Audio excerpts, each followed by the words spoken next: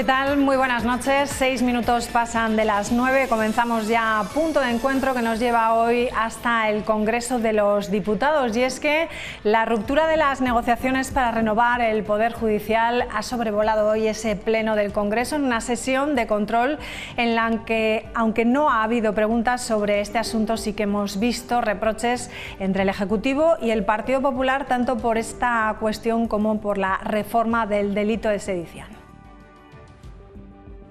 ¿Quién es ese nuevo señor X del Partido Socialista que fue a ver a Puigdemont? ¿Quién ha ido a negociar el Código Penal a la medida de los líderes golpistas? Ustedes dicen lo siguiente, dicen que solamente hay un gobierno legítimo cuando es del Partido Popular, que se cumple la Constitución a su conveniencia y que un español es buen español si es del Partido Popular. Basta ya y cumpla con la Constitución, señoría. Solamente hay dos opciones. Permitir que el PP acabe la legislatura secuestrando al CGPJ o cambiar las mayorías. Además, la portavoz parlamentaria del PP, Cuca Gamarra, ha sido la encargada de preguntar a Sánchez si cree que con sus políticas se generan oportunidades para los españoles. El presidente del Gobierno le ha respondido que cree que sí y, es más, ha dicho que el PP carece de argumentos y que solo se dedica a descalificar, mientras que el PSOE ofrece planes de respuesta económica a la situación que estamos viviendo. Señor Sánchez, la semana pasada conocimos la EPA y el paro volvió a subir.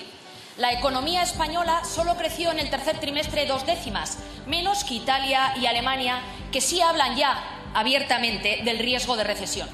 El humo de su propaganda no paga ni los tickets de la compra ni las facturas, todo esto con unas hipotecas que han subido una media de 200 euros al mes. ¿Cree que sus políticas generan oportunidades para los españoles? Señoría, ustedes empezaron esta nueva etapa con el señor Feijóo proponiendo una rebaja generalizada de impuestos y vimos la salida de la primera ministra británica, Liz Truss. Descalificaron la solución ibérica como un timo ibérico y hemos visto cómo lo aplaude la presidenta de la Comisión Europea.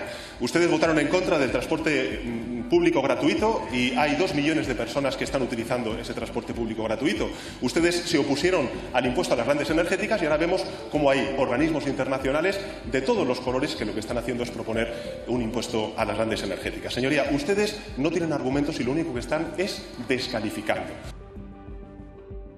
Bueno, pues hablaban también de hipotecas. Precisamente la vivienda se ha convertido en un objeto de lujo, tanto para comprar como para alquilar, y parece que va a seguir así. La Reserva Federal de Estados Unidos ha subido los tipos de interés 0,75 puntos. Es la cuarta vez en 5 meses y se prevé que el Banco Central Europeo vaya detrás y haga lo mismo. Quédense con este dato. El precio de la vivienda aumentó en España más de un 15% entre 2016 y 2021, mientras que los salarios subieron menos del 6%. La subida media de los salarios en España fue del 5,9%, mientras que el precio de la vivienda subió, como decimos, un 15,6%. La Rioja es la quinta comunidad donde más aumenta el precio de la vivienda, lo hace un 19% frente al 8% del incremento de los sueldos. Baleares es la comunidad donde más se encarece la vivienda, lo hace más de un 44%, y Asturias, donde menos, incluso baja un 1% y los sueldos suben un 12%. Tal y como han subido los precios, la inflación, es casi imposible ahorrar, sobre todo para los jóvenes que tienen que seguir apoyándose en los padres con edades ya no tan jóvenes. Ya lo hemos pulsado en la calle en numerosas ocasiones. Lo que les pueden dar los padres. Y se tendrán que amoldar a esto también. Lo que van a pasar estos hijos no lo saben. Yo sufro por ellos. Bueno, pues es difícil poder acceder a una vivienda y vean por qué. Les ponemos un ejemplo, una vivienda de 90 metros cuadrados de unos 170.000 euros. El banco nos otorgaría una hipoteca del 80%, por lo tanto nos harían falta unos 34.000 euros. Si a eso le sumamos el IVA, los gastos de compraventa y también la tasación, estaríamos hablando de la necesidad de tener en el banco cerca de 55.000 euros. Una familia debe destinar, según los datos del Banco de España, más de 8 años de su renta bruta para costear la adquisición de una casa, lo que supone el doble que hace 3 décadas. Conseguir el préstamo es más difícil por la precariedad laboral y las mayores dificultades para reunir el ahorro requerido. hipotecada. Todos los meses miro y hablando con el banco para ver si sube, porque claro, la hipoteca variable dice que van a subir. Bueno, pues esto en cuanto a la compra de una vivienda. Si hablamos de jóvenes, la cosa se pone más complicada. Según el Banco de España, se aconseja no destinar más del 35% de nuestros ingresos a eso, a la vivienda. Los jóvenes de entre 16 y 29 años destinan ahora mismo más del 50% de su sueldo. Si hablamos del alquiler, incluso el 80%, por lo que más fácil es el alquiler compartido, al que destinan un 25% de su sueldo. De esta forma, es muy difícil emanciparse de los padres. Tengo un hijo con 27 años que no se puede ir de casa por ese motivo, no puede pagar un alquiler, no puede pensar en comprar un piso. Y la ley trans sigue estando en boca de todos. Los colectivos LGTBI ya han anunciado una manifestación contra el Partido Socialista por sus enmiendas a la ley trans. Entre sus correcciones, el PSOE ha propuesto que los menores de 16 años y mayores de 12 necesiten una autorización judicial para cambiar su sexo en el registro civil. Hoy la ministra de Igualdad se ha mostrado, tal y como ha dicho, preocupada y ha pedido al PSOE que retire sus enmiendas. La plataforma trans considera que esa enmienda es inconstitucional y es contraria también a las recomendaciones europeas, que en todo momento hablan de procedimientos administrativos rápidos, sencillos y sin límite de edad. Porque nos desconcierta, porque nos harta los va y viene que un sector de parte del Partido Socialista está poniendo a la tramitación de esta ley. Estoy enormemente preocupada por esas enmiendas del Partido Socialista, así se lo he hecho saber, así se lo he expresado, porque además han incumplido su compromiso de tocar el corazón de la ley trans que yo pacté con Carmen Calvo, en ese momento la vicepresidenta del Gobierno, referido a la libre determinación de la identidad de género para personas mayores de 18 años y también para los niños y para las niñas trans.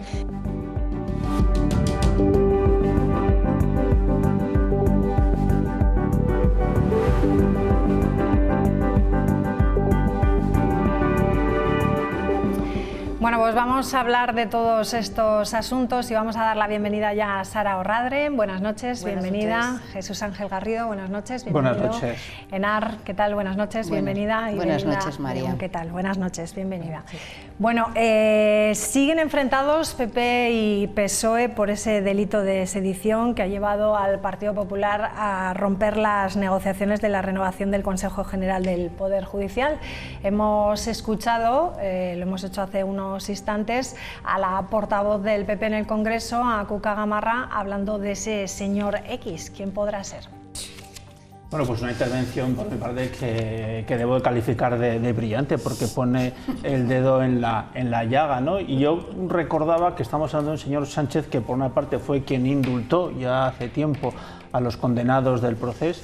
Estamos hablando del señor Sánchez que traspasó las competencias de gestión de prisiones al País Vasco para que se escarcelaran o se concedieran, para ser más precisos, terceros grados a etarras con unas penas todavía muy abultadas por cumplir, y el que ahora mismo, bueno, pues estaba negociando supuestamente con el señor Puigdemont la modificación del delito de sedición para que pudiera volver a nuestro país sin tener un castigo penal acorde a la gravedad de los hechos que sucedieron, ¿no? Es un ejemplo más, por lo tanto, de un señor Sánchez que ha abandonado la centralidad política, la defensa de los fundamentos y los principios en los cuales se inspira nuestra Constitución, y en ese sentido vemos cómo está echado al monte, pactando con nacionalistas, pactando con la extrema izquierda, pactando con Podemos, ¿verdad? Recuerdo una vez más esa icónica frase suya de que no dormiría tranquilo, ¿no?, con el señor Iglesias en el gobierno. Pues bueno, eso es una definición, un ejemplo más de la política o la falta de política de Estado del señor Sánchez, que hace todo por mantenerse en el poder.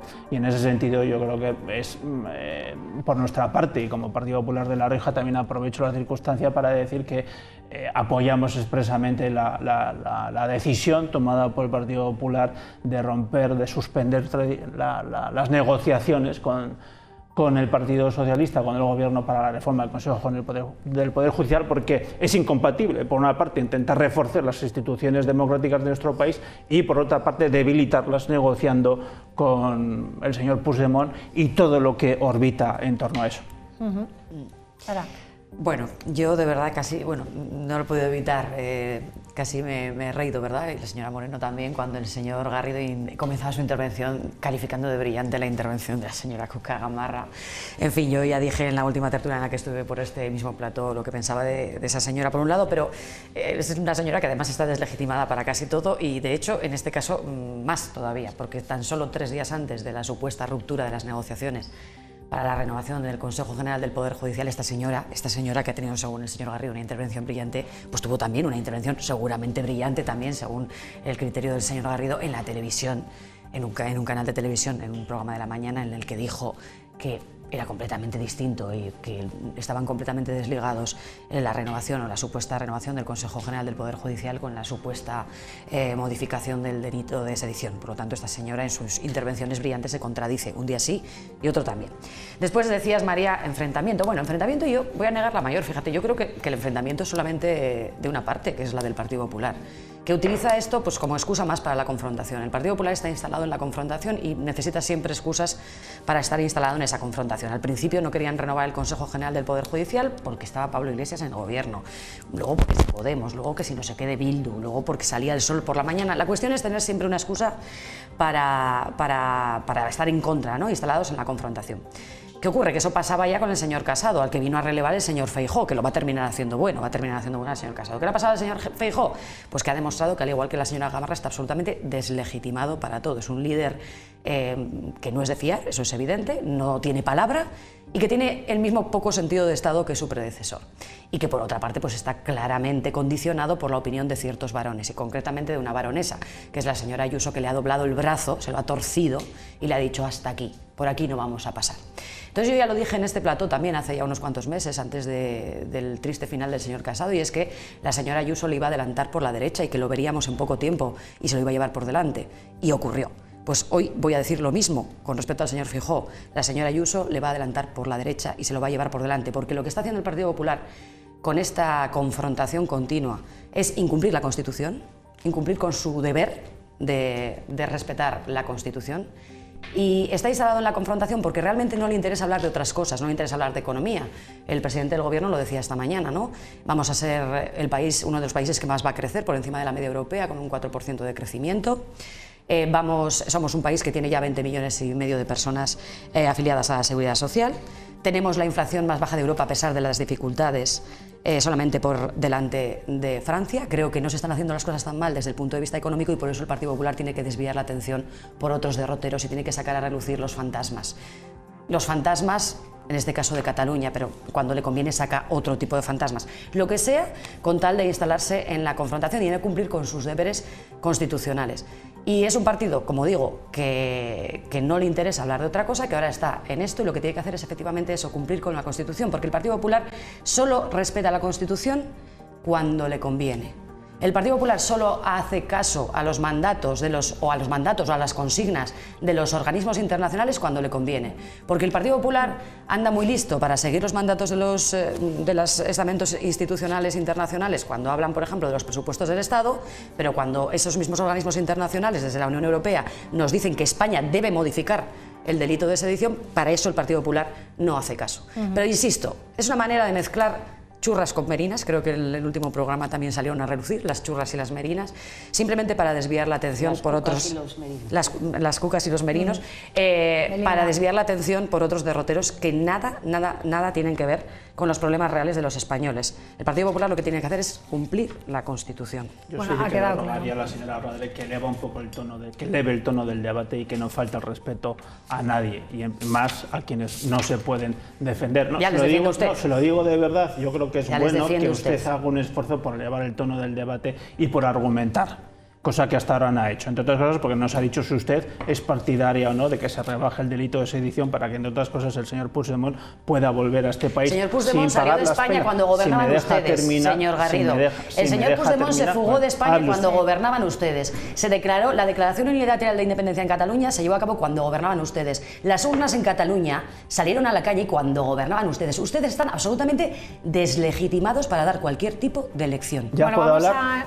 Vamos a escuchar primero Claro, Belinda, una primera opinión, eso es que sí, interrumpe la señora Adre y no me parece que sea equitativo. Pero si no te tocaba. ¿Ahora también vas a hacer de moderadora? No, sí. Venga, Belinda. Aprendí de ti el otro día. Bueno, a mí me vais a permitir, es que estamos hablando de deslegitimar a las personas, como ha dicho el señor Garrido, personas que no están en esta mesa, y yo creo que estamos todos legitimados. Bueno, pues yo creo que estamos todos legitimados para poder hablar. Lo que no señora Gamarra, la señora León. Hombre, los comentarios que suelen ustedes acostumbrar a emitir sobre Irene Montero, sobre Yolanda Díaz, sobre Pedro Sánchez, parece ser que solo se puede hablar de los representantes de partidos que a ustedes no les gustan, de los suyos no. No, mire, se lo explico muchas veces. Los suyos ni siquiera de los suyos. Bueno, vamos a dejar Belinda. De verdad, yo de verdad. Yo entiendo que está buscando hueco en otro partido, pero por lo menos defienda a los suyos, no a los de los demás. Es que voy a defender a mi partido, que es en donde estoy, no tengo que buscar hueco en ningún lado porque no lo necesito. Así que vamos a empezar hablando claro. Pues eso, en primer lugar, lo que tenemos que hacer es en este momento, que en este conflicto que hay entre el bipartidismo que tenemos enfrente de nuestras narices, es sacar las zarpas de como ha dicho mi portavoz, que creo que sí que es un portavoz legitimado, el señor Edmundo Val, para poder hablar de estos temas. Tenemos que sacar las zarpas de los políticos de todo este enjambre judicial en el que nos estamos metiendo. Porque si algo tenemos que tener garantizado los ciudadanos de a pie de este país es la seguridad jurídica y la libertad de los jueces para tomar decisiones. Y lo que no podemos es tener una lucha bipartidista como la que estamos ofreciendo, lo que se está ofreciendo en estos momentos, el espectáculo que está ofreciendo en estos momentos en el país. Yo creo que eso está todo el mundo en desacuerdo y a eso es a lo que hay que ponerle freno. A eso es a lo que hay que ponerle freno. Pero por parte de los dos partidos, que aquí usted, señora Mabe, ha sacado solo al Partido Socialista y al Partido Popular. Es que hay otros partidos también que estamos representados en el Congreso y que estamos representando a los ciudadanos y no hablan de nosotros. ¿Por qué no hablan de nosotros cuando nosotros estamos diciendo y defendiendo que se saque este tema de la agenda política, que se hable de la separación de poderes de verdad? Separación de poderes de verdad. Eso es hablar, eso es defender lo que tenemos que hacer por nuestros españoles y por nuestros riojanos. Bueno, yo creo que es un debate que lamentablemente, como viene haciendo el Partido Popular con respecto a esta cuestión, que cualquier excusa le vale para bloquear lo que es precisamente la garantía de esa separación de poderes y el cumplimiento de la Constitución. Y la realidad es que, lo decía la señora Radre, es que aquí hubo una llamada y después no solo la señora Gamarra había dicho que todo lo referido al delito de sedición no era una condición que tuviera nada que ver con la renovación del Consejo General del Poder Judicial, y también lo había dicho el señor Feijóo. La realidad es que recibió una llamada efectivamente de una baronesa que decidió, y que hizo que realmente, pues se demostrara lo que venimos diciendo, que lo que está secuestrado realmente es el Partido Popular, que dicen una cosa y otra y al día siguiente la contraria, y más en lo referido a esto, que han buscado excusa tras excusa para que no se proceda a la renovación del Consejo General del Poder Judicial. Y eso, más allá de que quieran desviar efectivamente la atención, que si el delito de sedición, que si Puigdemont, la realidad es que tenemos un Consejo General del Poder Judicial en un estado de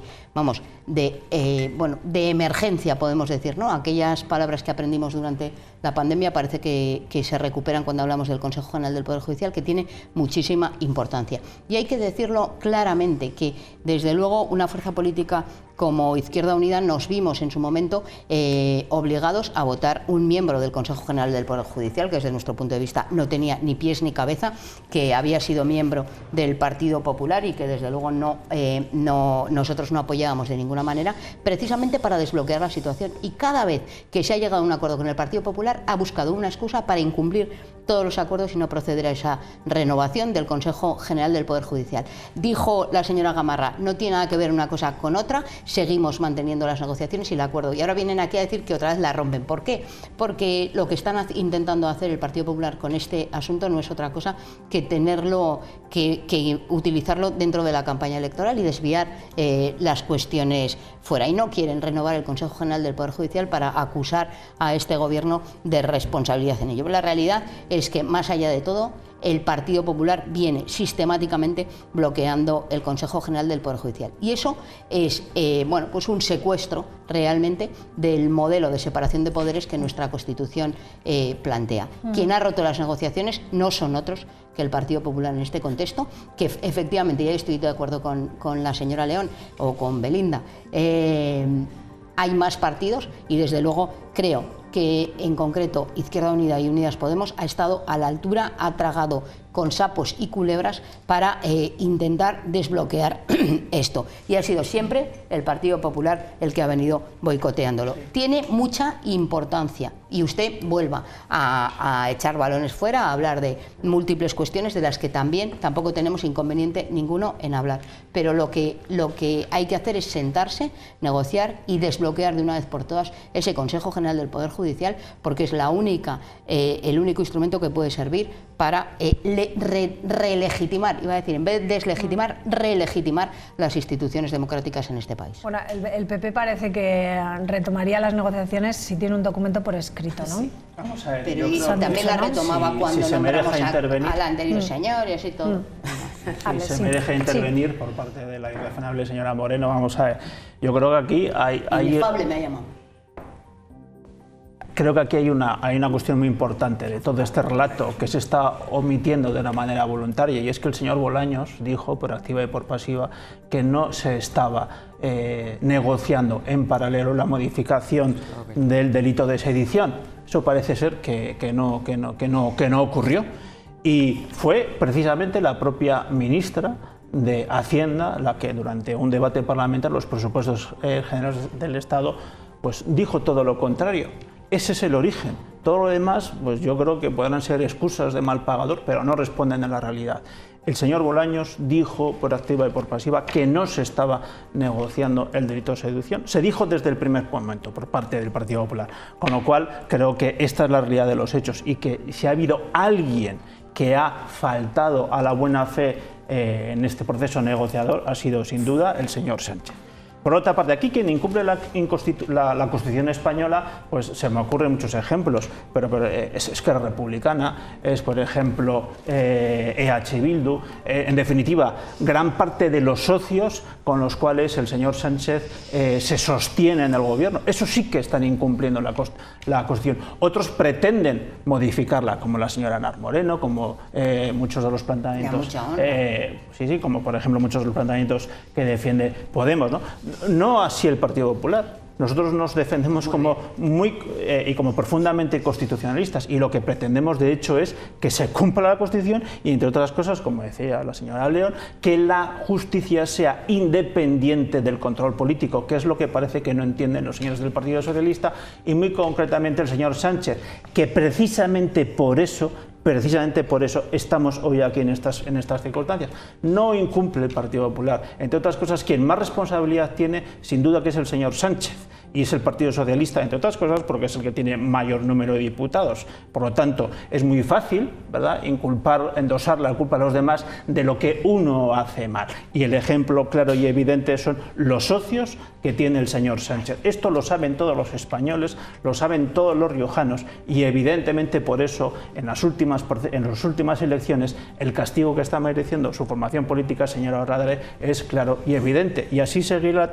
la tendencia hasta que ustedes no cambien. Al menos nosotros tenemos un liderazgo claro. Voy a defender al señor Pedro Sánchez, que no está aquí para defenderse, pero yo no tengo la piel tan fina como para decir, fíjense, no se metan con alguien que no está en esta mesa. Obviamente no está el señor Pedro Sánchez en esta mesa. Mire, vuelvo ahora mismo. Al menos nosotros tenemos un liderazgo, y este gobierno progresista, con Pedro Sánchez a la cabeza, está llevando a cabo una serie de medidas, está desplegando un paquete de medidas económicas y sociales para hacer frente a la crisis en la que estamos inmersos.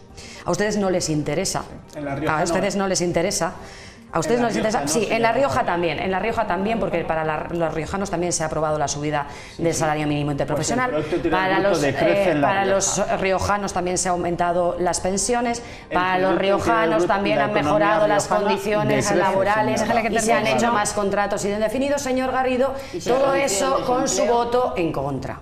Todo eso con su voto en contra. Es decir, este gobierno, a pesar de ustedes, está desplegando un paquete de medidas para la protección de la mayoría social, y ahora me voy a hablar también. ¿Usted apoya de la mayoría o no social. apoya que se rebaje el delito de sedición, señora Arrade? Vamos a ver, mire, es muy fácil.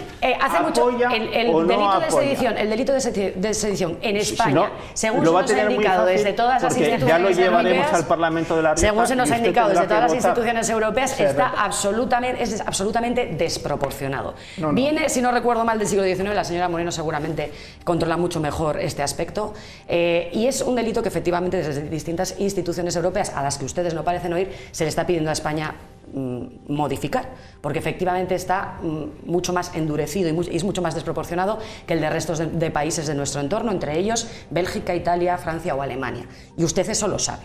Para modificar el delito de sedición, en esto también seguramente la señora Moreno tiene muchísimo más conocimiento, si no recuerdo mal es necesario una ley orgánica. Es que el señor Garrido habla de la modificación del delito de sedición y que el señor Bolaños está hablando con no sé quién y que dice que no está negociando, como si la modificación del delito de sedición fuera de hoy para mañana. De hoy para mañana. Y señor Garrido, ustedes saben perfectamente que no es así y que el juego no va en este momento por esos derroteros. Lo que pasa es que ustedes se han agarrado a eso como a un clavo ardiendo para una vez más justificar su oposición a la renovación del Consejo General del Poder Judicial, a su secuestro de las instituciones. Y además para dejar claro que su líder, el señor Feijóo, no pinta absolutamente nada en su partido. Miren, como ha dicho la señora Moreno, ya termino, María, el Partido Popular viene secuestrando al Poder Judicial desde tiempos inmemoriales. Ella no sé hasta cuándo se estaba remontando, pero yo creo que a lo largo de toda su historia ha sido así. ¿Por qué? Porque el Partido Popular cuando gobierna se considera, vampiriza las instituciones, y cuando no gobierna considera que se les ha arrebatado un poder legítimo de gobernar, y por eso no soportan que también en el Consejo General del Poder Judicial aparezca representada la mayoría social que apareció representada en las urnas y que configuró el poder del pueblo en el Congreso tal y como está configurado en este momento. Ese es el problema que tiene el Partido Popular, que no quiere reconocer que ahora mismo tiene que rendirse a la soberanía popular. ¿Por qué? Porque no están acostumbrados, porque se les hace bola la democracia, se les hace bola. 30 segundos exactos, porque nos tenemos que ir a publicidad y antes tiene que hablar Enar. Delito de sedición en otros países de la Unión Europea. En Alemania está castigado con al menos 10 años. Sí, ¿y aquí? Francia, cadena perpetua. Italia, no inferior a 12 años. Falso. Bélgica, entre 20 y 30 años. Estados Unidos, la forma más grave de atentado tiene la consideración. Portugal, de 10 a 20 Falso. años. Por lo tanto, ¿qué están diciendo ustedes? ¿Pero qué que dice? Hay que homologarse al apuntes, castigo que se le da al delito de sedición en otros países de la Unión Europea, cuando Francia no es de 2 a cierto, 10 años, señor Garrido. No sé qué está consultando Señora usted. Radre, por favor. Francia de 2 a 10 años. Diga usted la verdad. Alemania, 2 años de cárcel, no podemos ir o de a 3 más, meses a 5. Señor Garrido, pero usted qué, pero es que es alucinante. Yo no puedo dejar de hablar de estas afirmaciones que es alucinante. suele hacer el señor Garrido, ¿no? Que deja las cosas ahí como que, no, es que el partido de la señora Moreno quiere modificar la Constitución. Pues evidentemente, es que lo que le ocurre a Jesús Ángel Garrido es que él solo se lee un artículo de la Constitución al día, cada uno el que quiere, y luego se lee, o sea, las normas tienen una interpretación global y hay que leerse los artículos del primero al último. No hay mayor ejercicio de democracia que la posibilidad de modificar las leyes, incluida la máxima de nuestro ordenamiento jurídico, que es la Constitución española, y de hecho se recogen allí en esa misma norma las formas para su modificación. Y es evidente que es necesario ir actualizando las leyes y adaptándolas a la evolución, ¿no? Lamentablemente en muchas ocasiones va por detrás, y desde luego desde Izquierda Unida y yo personalmente intentaremos modificar la Constitución fundamentalmente para cambiar múltiples cuestiones. Pero se olvida usted de otras muchas cosas. Nos hablaban al principio de varios temas. Ustedes votan sistemáticamente en contra del cumplimiento de otro artículo de la Constitución española, especialmente del 47, el derecho a la vivienda. Y en ese sentido, más le valía preocuparse por todo el apartado de los derechos sociales que vienen recogidos en la Constitución y que fue un éxito, desde luego, de la izquierda y especialmente del Partido Comunista en la transición y en nuestro país, que esto se incluyera dentro de la Constitución, y que ustedes vienen incumpliéndolo sistemáticamente, porque no tienen ninguna intención de apostar por las necesidades de la mayoría social de este país. Como bien decía la señora Arrade, no solo se han adoptado múltiples medidas para garantizar ese escudo social, para tomar medidas que ayuden a los que más lo necesitan, a los trabajadores en este momento, contrariamente a lo que ha venido gestionando siempre el Partido Popular, sino que se han hecho en el ámbito del Gobierno de España y también se han hecho en el ámbito de la Comunidad Autónoma de La Rioja. Hemos aprobado, por ejemplo, ese complemento también a la renta de ciudadanía de ese 15%. Ha pasado la bolsa de vivienda pública en esta comunidad, gracias también al impulso, desde luego, de Izquierda Unida en el Parlamento de La Rioja, de 0 viviendas que dejaron ustedes, 24 años de gestión para dejar una bolsa pública de viviendas de 0 viviendas a 300. Insuficientes, desde luego. Por eso es importantísimo seguir presionando para garantizar que ese derecho, que los jóvenes no tengan que dedicar el 80% de los ingresos que decían al alquiler. Bueno, lo vamos a dejar aquí, no sé si nos va a dar tiempo a hablar del Consejo General del Poder Judicial. Yo estoy de acuerdo con modificar desde luego la regulación del derecho de sedición. Estoy de acuerdo. Bueno, vamos a cortar ya los micros, nos vamos a ir a publicidad porque tenemos una invitada que nos está esperando. A la vuelta de la publicidad hablamos con el colectivo LGTBI aquí en La Rioja y de la ley trans que se debate también estos días a nivel estatal. Hasta ahora.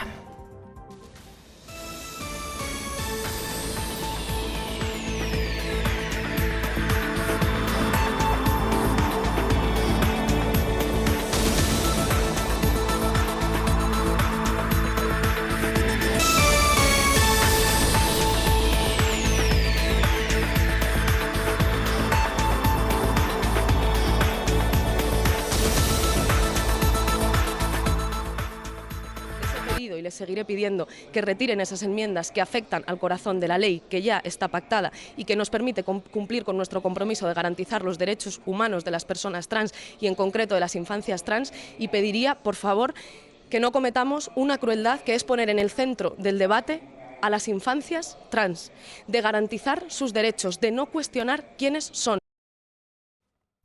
Bueno, pues son las palabras de Irene Montero, la ministra de Igualdad, mostrándose realmente preocupada por una ley que pensaba que ya estaba pactada y que es el núcleo de lo que está hablando, el núcleo duro de esa ley trans, algo que considera totalmente irrenunciable. Vamos a hablar de ello y lo vamos a hacer con asuntos que atañen también al colectivo LGTBI aquí en La Rioja. Lo vamos a hacer con Ruth García Pinar, ella es presidenta de la asociación Gilda. ¿Qué tal? Muy buenas noches. Buenas noches. Bienvenida. Bueno, ¿cómo estáis viviendo vosotros estos últimos acontecimientos de una ley que, como decimos, parecía que estaba pactada, que iba a estar ya casi aprobada y ahora con esos retrasos? Bueno, pues lo vivimos también con preocupación, ¿no? Porque al final no deja de volver a ponerse en la palestra siempre que hay yo creo que avances legislativos, ¿no?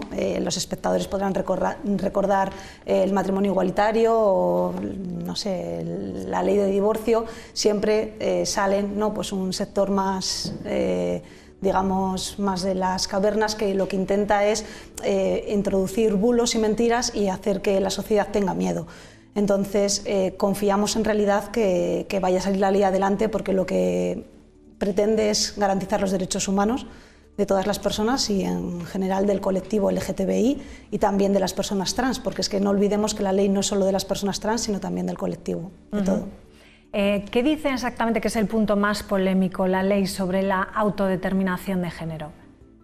En realidad todas las enmiendas y todas estas cosas yo creo que no ponen entredicho la autodeterminación, porque la autodeterminación, un poco simplificando, lo que dice es que la persona es la que puede decidir quién es en realidad, y toda la normativa internacional, la Organización Mundial de la Salud ya dijo que no era una patología las personas trans desde el 2018, entonces digamos que lo que actualizaría para que fuera igual en todas las comunidades españolas, ya hay 15 comunidades españolas en las que, incluida La Rioja, hay normativa trans, no por ejemplo en La Rioja hay normativa LGTBI, entonces lo que hará esta ley es homogeneizar, y entonces las personas trans, en concreto, en este sentido, no tendrán que hormonarse 2 años, ni tener una tutela, ni tener que tener un diagnóstico médico, sino que será la propia persona quien decida cuál es su identidad. Entonces, el trasfondo no es a lo mejor si hay, o por lo que se está debatiendo, retrasando, es si hay madurez a cierta edad para decidir esa autodeterminación de género. Bueno, esa es una de las cosas que está en debate, si se pone los menores en cuál es la franja de edad en la que pueden, digamos, hacerlo solo con la tutela de sus progenitores. Lo importante un poco que opinamos sobre todo las asociaciones LGTBI y el acuerdo que ya estaba hecho en 2021 era que los menores acompañados pudieran hacerlo, sobre todo si había una situación estable y también había como una suficiente madurez para poder hacerlo y no tener que hacerlo ante un juez y que retrasara todo el procedimiento. De hecho, hay una sentencia del 2019 que avala eso, que es inconstitucional que no se permita hacer. ¿Qué va a suponer esta ley transestatal con respecto a la ley trans riojana? Pues bueno, como te había comentado, como además de ser ley trans, es ley LGTBI, por ejemplo, una pareja de mujeres o de hombres podrá adoptar, igual que lo hacen las parejas mixtas, dos mujeres sin estar casadas podrán filiar a sus menores, las terapias de conversión se prohibirán. Lo que va a hacer es homogeneizar, digamos, los derechos humanos y los derechos del colectivo LGTBI en toda España para que no haya esas desigualdades en función de dónde vivas. Bueno, hoy también se ha dado un paso aquí en La Rioja, ¿no? Se ha inaugurado el centro LGTBI aquí en la comunidad. ¿Qué va a aportar este centro?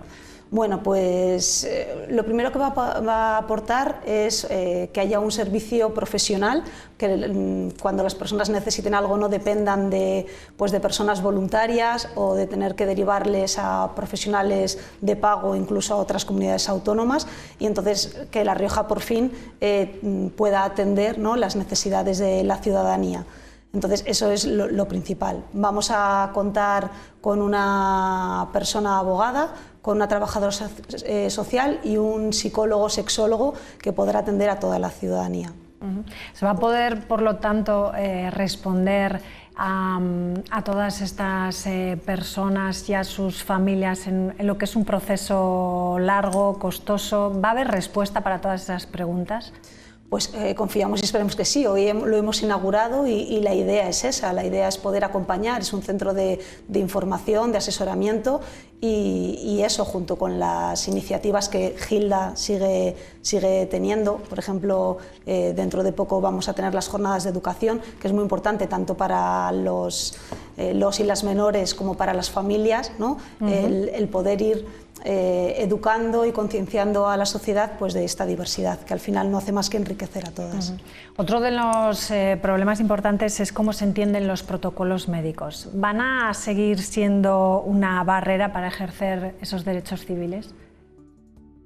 Confiamos que no. Precisamente la ley lo que pretende es que se homogeneice y precisamente no haya comunidades autónomas que hagan unos procedimientos médicos y de salud y otras no. Ahora mismo son 6 las comunidades que digamos cubren a todas las personas trans en ese ámbito. Igual en La Rioja algunas cosas se cubren con la nueva ley que tenemos aquí desde febrero del 2022, pero otras aún igual los servicios sanitarios, al ser una comunidad pequeña, aún no se han conseguido y hay que derivarlos a otras comunidades.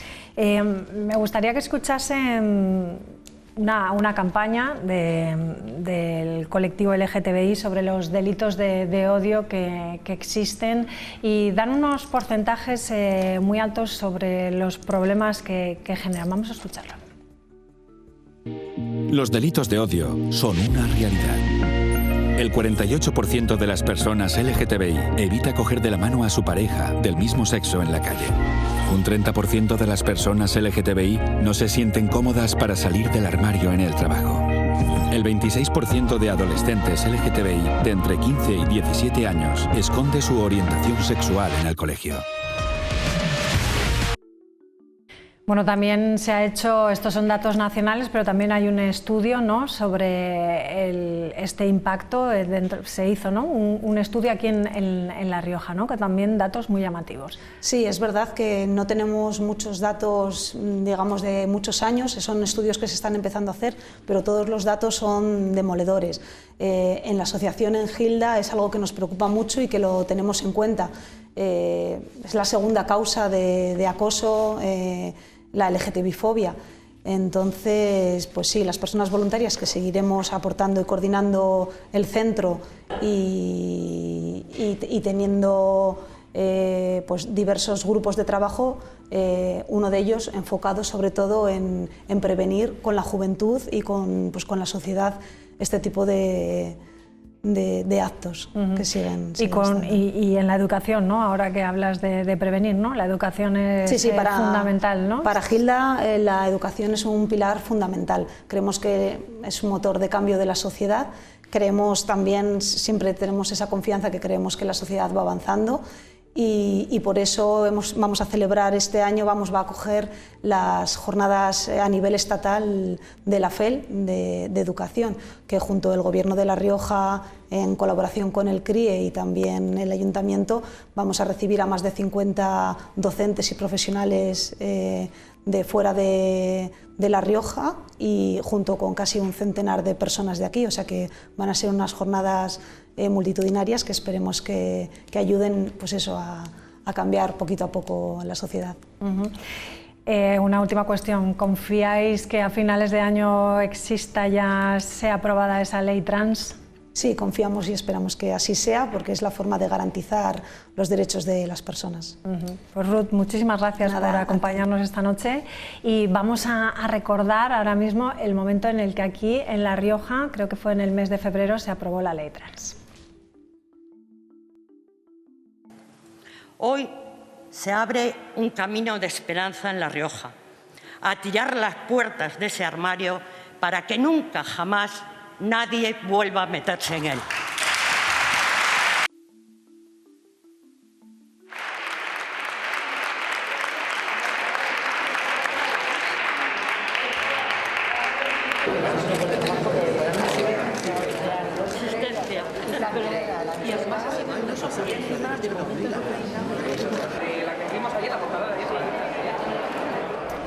Bueno, pues ese era el momento en el que el pasado mes de febrero, como decimos, se apoyaba la ley trans. No sé si aquí en la mesa confiáis que haya acuerdos también y que bueno, se pueda aprobar, como le preguntábamos a ella, para finales de este año y no pase como en otras cosas que estábamos hablando al principio del programa. Si el Partido Socialista deja de pedir prórrogas para las enmiendas, pues quizás sí. Lo que pasa que, bueno, hoy han dicho que esta ya es la última, a ver si es verdad. Pero vaya, dices, confiamos en que haya acuerdos. Bueno, yo creo que los acuerdos ya estaban encima de la mesa. El problema es que aquí ha habido un incumplimiento claro. Y efectivamente ha habido un incumplimiento claro. Curiosamente, ha habido un pacto de enmiendas del Partido Socialista con PP y Vox, precisamente para eliminar derechos de los niños y adolescentes trans, cosa que es pues precisamente lo más preocupante. Hablabas o ponías ahora las imágenes de cuando aprobamos la ley trans aquí, también estuvo paralizada más tiempo de lo que desde luego a nosotros nos hubiera gustado, y yo ahí creo que es uno de los grandes aprendizajes que he tenido en esta legislatura, ¿no? Los expertos que han comparecido en la tramitación de esa ley. Nunca se me olvidará, bueno, me acuerdo que lo citamos como menor trans y cuando ya tuvo que comparecer pues ya era mayor. Ya había superado los 18 años, lo que igual facilitó su comparecencia, pero nos relató desde luego los sufrimientos por los que había tenido que pasar. Y no puedo dejar de citar a Marc Ambroyeno, que también la ponías en esas imágenes, por esa convocatoria también que va a haber este sábado por la tarde para exigir al Partido Socialista que cumpla los acuerdos que estaban alcanzados y que apruebe de una vez por todas esa ley trans con las garantías a los menores. Y nos daba unas cifras escandalosas de los menores y adolescentes trans. El 80% de los menores y adolescentes trans piensan en suicidarse y el 8% lo consiguen. Sabemos de lo que estamos hablando, de verdad hay que proteger las voluntades de otros, y aquí lo que se está planteando es que en vez de la decisión pase por sus padres, pase por un juez al que desde luego va a tener mucho menor conocimiento de cuáles son las situaciones que esos menores están viviendo. Por tanto, creo que ha llegado el momento de garantizar, como decía Ruth, los derechos de una vez por todas, cumplir los acuerdos y aprobar, como ya se hizo en el Parlamento de La Rioja, esa ley que haga menos difícil pues las dificultades que han tenido que atravesar las personas trans a lo largo de la historia y que lamentablemente pues siguen sufriendo, ¿no? Melinda. Mira, nosotros precisamente en ese pleno, para mí fue muy triste porque tuvimos que abordar un tema tan sensible como era la aprobación de una ley trans, en la cual desde el principio había sido mal planteada y no se había querido hablar con todos los partidos como creo que debería de haberse hecho. Y además desde el inicio, porque la señora Santos fue la primera que nos dijo que no querían tramitarla ni siquiera con Ciudadanos porque había habido un error de trámite, bueno, se acogió a algo que había sucedido en la pasada legislatura. Si al final queríamos hacer una voluntad de hablar de aceptación como queremos con esta ley en la sociedad y no de discriminación, nos tendríamos que haber puesto de acuerdo y haber escuchado, como bien está diciendo la señora Moreno, a todos los expertos y haber centrado el debate en lo que se tenía que centrar, que era en sanidad, en educación y en los problemas laborales que todas estas personas se ven cada día enfrentándose. En lugar de sabotear y utilizar las instituciones como están haciendo para sabotear, como digo, ciertas leyes o la tramitación de ciertas leyes en beneficio propio en un momento dado como el que estamos para cumplir con un programa y hacerlo todo deprisa, corriendo y mal y no queriendo escuchar a todos los expertos o a todas aquellas personas que deberían de haber participado. Insisto, en esa ley participaron muchísimas, como ha dicho la señora Moreno, muchísimas personas. ¿Participó muchas personas o no participó nadie? En esa ley participaron muchísimas personas, pero ahora en estos momentos estáis queriendo sabotear todo lo que es el trámite parlamentario para poder tramitar todas las leyes que queréis cumplir con el estamos hablando de la ley trans, como que ahora es que en esa ley participó mucha gente, se secuestró, ponte de acuerdo, ¿no? Me pongo totalmente de acuerdo. En aquella ley escuchamos a muchísimos expertos y al final pero aún así secuestramos, no sé porque qué, al final porque al final en aquella ley lo que no hicimos es centrar el debate en lo que había que centrar, en lo que tú consideras que había que centrarlo, lo centramos en lo que los expertos y sobre todo las personas trans decidieron, o sea, nos plantearon como necesidades inmediatas. Y el debate de fondo era el derecho de autodeterminación de género o no. Y ahí era imposible llegar a un acuerdo porque no estabais por la labor. Y eso era una apuesta, desde luego, política y de garantizar derechos. Es que no estamos por la labor cuando no están ni siquiera ni los sanitarios, ni los jueces. Pero, a ver, ¿qué tienen que ver los sanitarios con la autodeterminación? Se va a complicar. Vamos a ver, porque ahora es que estás hablando de que tenemos que dejarle elegir a un niño o a un chaval que entre 12 o 16 años que está en pleno proceso de madurez y tiene que decidir sobre algo tan irreversible como, bueno, no tan irreversible, no irreversible como es el decidir, ha decidido. Ha decidido y le estás con el asesoramiento. Ese realmente es el debate que está ahora mismo y esas son las enmiendas ahora mismo, ¿no?